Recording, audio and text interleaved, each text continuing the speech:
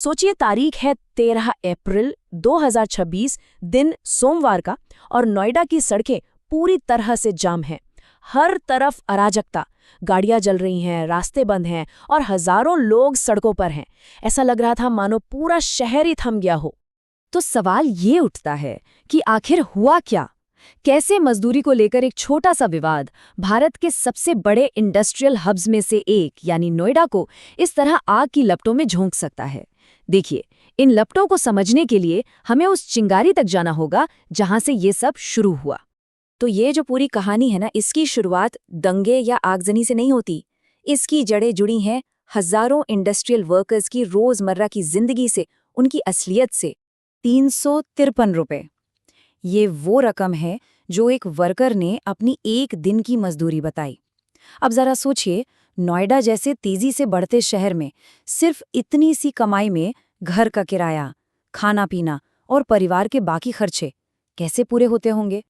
और यही बात एक प्रदर्शनकारी मजदूर के इस बयान में साफ छलकती है। उनका कहना था, 13,000 रुपये महीने में हम क्या चला लेंगे? कमरे का किराया ही 5,000 है।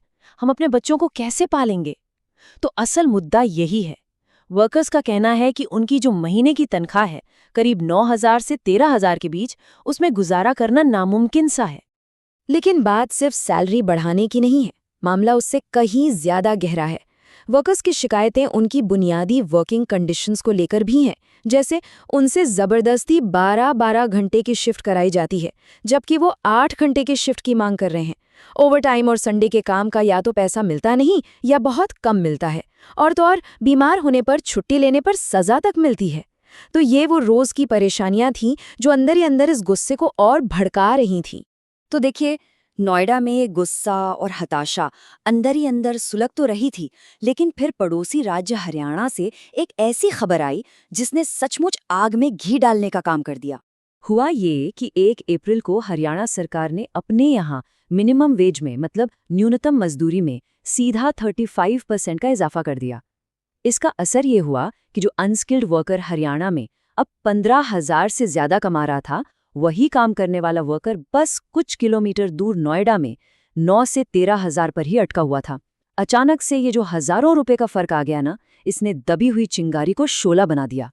तो अब देखते हैं कि ये जो आर्थिक दबाव था और सैलरी का ये जो बड़ा अंतर था, इसका गुबार सड़कों पर आखिर कैसे फूटा। एक दिलचस्प बात यह है कि ये विरोध प्रदर्शन नोएडा में शुरू ही नहीं हुआ। इसकी शुरुआत हुई 3 अप्रैल को हरियाणा के मानेसर से। फिर 6 अप्रैल तक मानेसर में हजारों मजदूर हड़ताल पर चले गए, और देखते ही देखते मिड अप्रैल तक ये विरोध नोएडा, फरीदाबाद और यहां तक कि राजस्थान की भिवाड़ी तक फैल गया। और फिर आई 13 अप्रैल की तारीख, जब नोएडा में ये विरोध पूरी तरह से हिंसक हो गया। अब वर्कर्स का ये दावा है कि मामला तब बिगड़ा जब पुलिस ने प्रदर्शन करे लोगों, जिनमें महिलाएं भी शामिल थीं, उन पर लाठीचार्ज किया। उनके मुताबिक इसी के बाद जो शांतिपूर्ण धरना था वो हिंसा में बदल गया। वहीं दूसरी तरफ इस मामले में जो कंपनी शामिल है, संवर्धन मदरसन, उनका एक अलग ही नजरिया है। कंपनी ने अपने बयान में कहा कि ये सब कुछ वेतन में बदलाव को लेकर फैलाई जा रही गलत जानकारी की वजह से हुआ है। और फिर इसमें एक और एंगल जुड़ा, जब यूपी के मुख्यमंत्री योगी आदित्यनाथ ने इसे राज्य के विकास को रोकने की एक सोची समझी साजिश बताया। तो अब यहाँ पर 3 अलग अलग पहलू सामने आ चुके हैं। तो अब सवाल ये है कि शहर में इतनी उथल-पुथल और इतने सारे अलग अलग दावों के बीच इस संकट को सुलझाने के लिए सरकार की तरफ से क्या किया जा रहा है? तो सरकार ने एक एक्शन प्लान बनाया है। सबसे पहले एक हाई लेवल कमेटी बनाई गई है। इस कमेटी में सरकारी अधिकारियों के साथ साथ 5 लेबर यूनियन के और 3 एंटरप्रेन्योर एसोसिएशन के प्रतिनिधि भी शामिल हैं, ताकि सबकी बात सुनी जा सके। और सबसे अहम बात, खुद मुख्यमंत्री इस पूरी बातचीत और मामले की समीक्षा करेंगे। तो अब एक कमेटी तो बन गई है, लेकिन ये एक बड़ा सवाल छोड़ जाती है। क्या ये सच में एक समाधान है, या फिर ये आधुनिक भारत में विकास और मजदूरी के बीच की जो एक बड़ी लड़ाई चल रही है, उसमें बस एक छोटा सा ठहराव है?